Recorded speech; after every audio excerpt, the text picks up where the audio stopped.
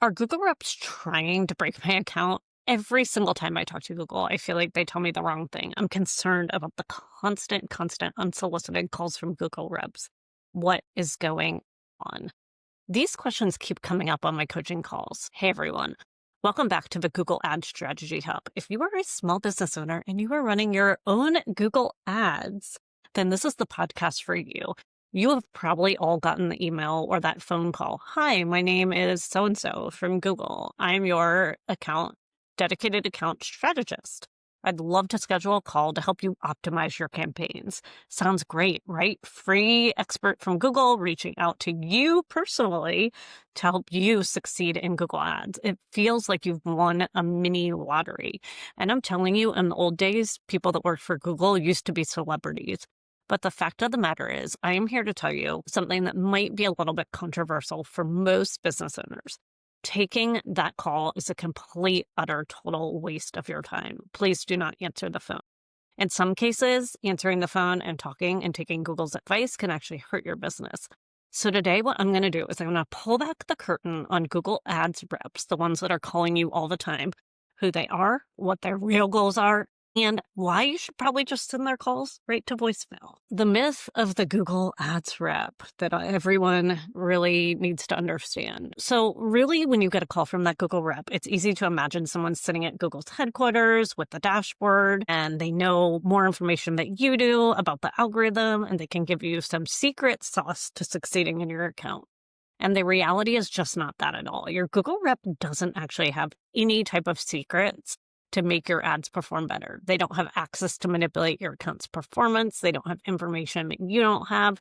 They actually are seeing the same data that you see. Sometimes they do have a rep dashboard, but other than that, they're using the exact same tools you do, and they follow a standardized playbook. These people have never run Google Ads the way I have on behalf of businesses. So who are they? Most of these reps are actually the ones that contact your small business. They're actually not even direct employees of Google. They often work for third-party contracting companies, and Google hires out these roles to handle account management at a large scale. They may not even be in the United States. They're very, very entry level. They're working in a call center environment, picture a boiler room. They're given a large portfolio of accounts to manage and contact. They're actually trained on Google's products, not, again, how to manage accounts. And their main job is to follow a specific set of recommendations and get you to go ahead and apply those recommendations. This is really where that core problem begins, which brings me to my next point. The roles or the goals of the Google rep are not your goals. This is the most important thing that you need to take away from the video today. Your goal as a business owner is to get the highest possible return on investment from Google Ads. You want to acquire customers at the lowest possible cost. You have a budget, and every dollar needs to work hard for you. What is Google's goal? And I'm talking Google, the company. Google's goal is to increase its revenue. They make more when you spend more. They are a publicly traded company, and their primary objective is to get advertisers like you to go ahead and spend more money in the platform. Do you see the conflict here? So when a Google rep calls you, their performance is often measured by how many of the recommendations you go ahead and adapt, because that's going to make Google more money. And guess what most of these recommendations lead to? That's right, spending more money. They'll tell you, increase your daily budget. This is probably the most common recommendation. They'll tell you you're limited by budget and missing out on potential clicks. Sometimes it's true. Sometimes it's a surefire way for them to hit their targets. They'll also tell you to switch to broad match keywords for more auctions. They'll tell you it helps capture more traffic, but what it really does is obviously make those ads show up for irrelevant searches, which burns through your budget incredibly fast. They will tell you to enable auto-applied recommendations where the platform at Google does that work for you.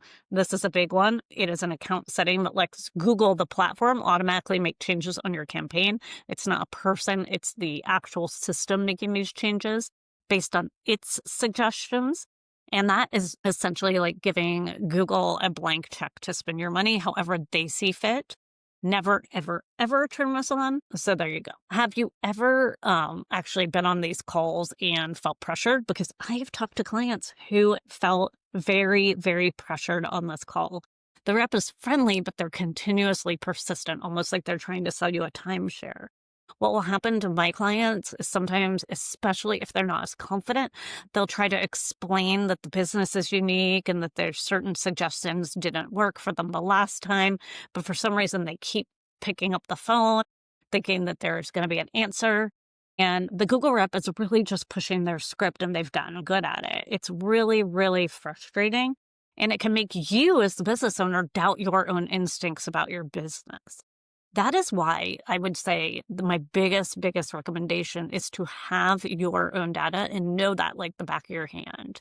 Your data is really what's going to be your superpower if you answer the phone to a Google rep. When it comes to the Google reps calling for advice, if you have your data and you know that forwards and backwards, you can be armed with that to make those smart decisions and really push back against bad advice. I used to have to do this all the time as somebody who worked in an agency. And so when I was working in an agency, occasionally I would have a customer that demanded I talk to their rep. And so I would come there as that advocate for my client talking with Google, and I would come armed with all the data. And what we would often find is what Google says is happening and what's actually happening are actually worlds apart. Google, the reps, they love to talk about clicks, impressions, click-through rates, but those are vanity metrics. Those are not the metrics that you need to be focused on. Those are just diagnostic. What you really need to know when it comes to your business is how many leads and sales did the ads generate? Is your conversion set up properly, or are you flying blind? What is my CPA? So how much are you spending to get one new customer? What is my return on ad spend if you're in e-com? For every dollar you're investing in Google Ads, how many dollars are you actually getting back for your business? When you have these numbers, you're actually in the driver's seat. So when a Google rep says, oh, you should increase your budget by 20%, you can confidently respond, actually, my current CPA is already at the max that I can afford. Increasing my budget without a corresponding increase, or at least staying the same on my CPA, is just a volume play. Or potentially it could make my campaigns unprofitable. So no thanks, or I don't see that working. Know your numbers, own your decisions, stay in control. So knowing your data, it's not just about numbers. What it really is here is power, right? So what I'm talking about is owning that conversation. When you know your numbers, you're gaining that confidence to say no. And then that power dynamic shifts. You're no longer taking orders from Google. You're that person who's making that strategic decision to serve your bottom line, not Google's. Here is the truth. No call center rep that's calling you about your Google's account will ever know your business better than you do. I think that is a really important reminder. If you have the right data, you can push back, you can take control, you can maintain control, and you can make decisions that actually move the needle for your business. It's your money, your business, and your rules. So what should you do? What should you do when the Google rep calls? Let's be real for a second. What's the practical advice? Honestly, for most small business, do not answer the phone. Let that email go to your archive, delete it, let the call go to voicemail. Why? Because your time is actually your most valuable asset. Spending 30 to 45 minutes on a call, just being continuously upsold on features you don't need, is not a good use of your time. You're way better off using the time to dig into your own campaign data, talk to your actual customers, tweak your landing page, book a consulting call with someone like me. Now, are there exceptions to this? Yes. If you were a huge spender dropping tens of thousands of dollars, you might get access to a higher tier rep who actually knows their stuff and can offer real strategic value. I have worked with majorly huge clients. I've had Google make me dashboards. I've had Google get me into certain betas. There are strong reps out there. It's just most of the clients that I work with as a consultant do not spend at that type of level. And even those reps are still pushing spend. So the rest of us, these medium, small size business world that we're dealing with on a day-to-day basis, these reps that we're getting are usually just following a script. Again, even the higher level ones with big business are following a script, but they have some value added in there. And they are designed, and this program and these reps and these constant calls are just designed to get us to spend more and more money.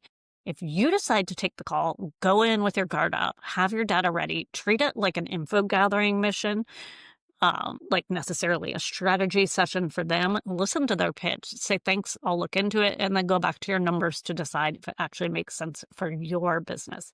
Protect your time, trust your data, and stay in control. So I'm not saying that Google is bad. It is actually an amazing, amazing tool for growing your business, but you need to be in control. And here's the thing: do not let the promise of free help from a Google rep steer you in decisions that could tank your profitability. Trust your gut. Trust your gut and what you know about your business. And never, ever forget, nobody cares more about your business than you do. I really hope this helped clear the air and some of the mystery and some of the frustration around the constant calls from Google ad reps. I know this is a topic that drives so many business owners up the wall. They just don't know what to do. They feel the pressure to answer the call because Google reps can make it really sound incredibly, incredibly urgent. And I just want to give you the real no BS truth. If this was helpful, do me a solid, hit subscribe. I post new videos as much as humanly possible as I am building my channel right now, just like you're building your Google ads. No fluff tips for small business owners navigating this world of PPC. If you have a question, maybe your own Google rep horror story, drop something in the comments. I'd love to hear it. You can always book a call with me, reach out to me on LinkedIn or the socials. I love, love, love hearing from people watching my channel. Thank you so much for your time today.